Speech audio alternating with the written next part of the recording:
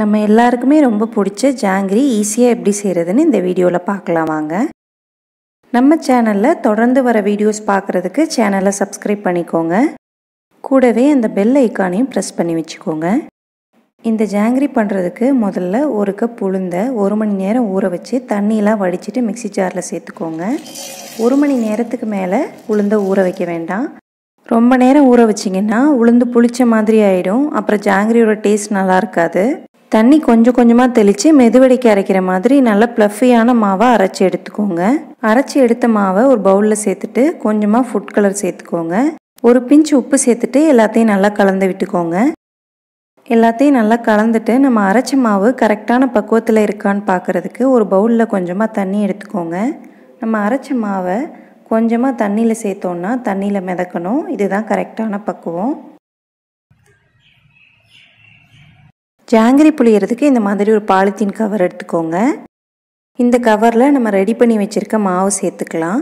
Polythene கவருக்கு பதிலாக piping back இருந்தால் அதையும் நீங்கள் யூஸ் பண்ணிக்கலாம்.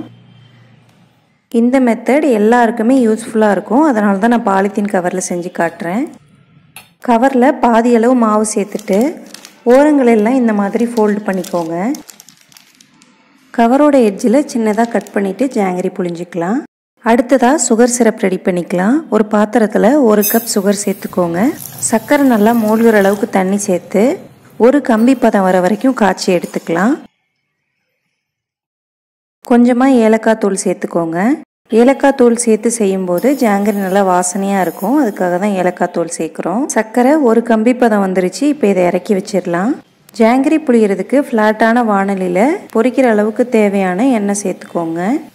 எண்ணெய் மிதமான சூட்டில் இருக்கும் போதே ஜாங்கிரி புளிய ஆரம்பிச்சிடலாம். அடுப்பை சிம்லேயே வச்சுக்கோங்க.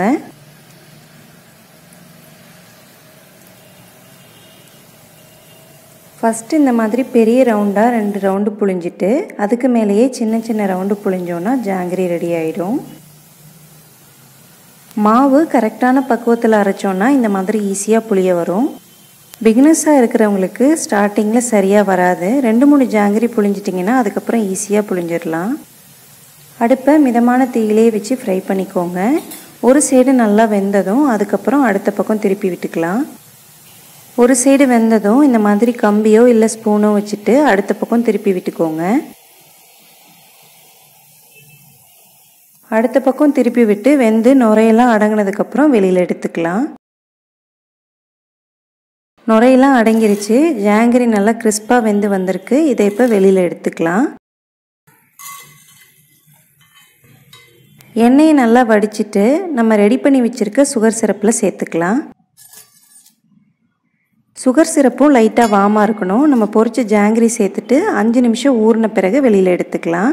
இந்த மாதிரி ஸ்பூன் வச்சு லைட்டாக ப்ரெஸ் பண்ணி விடுங்க. அப்போ ஜாங்கிரி எல்லாம் நல்லா சுகர் சிரப்பை இழுத்துட்டு நல்லா ஜூஸியாக கிடைக்கும். கடையில் எல்லாம் ஜாங்கிரி பெருசாக வரணுன்றதுக்காக சோடா உப்பும் கெட்டு போகாமல் இருக்கிறதுக்காக ப்ரிசர்வேட்டிவ்ஸும் ஆட் பண்ணுவாங்க. அதனால் இந்த மாதிரி ஈஸியாக ஹெல்த்தியாக நம்மளே வீட்டில் செஞ்சு சாப்பிட்லாம்.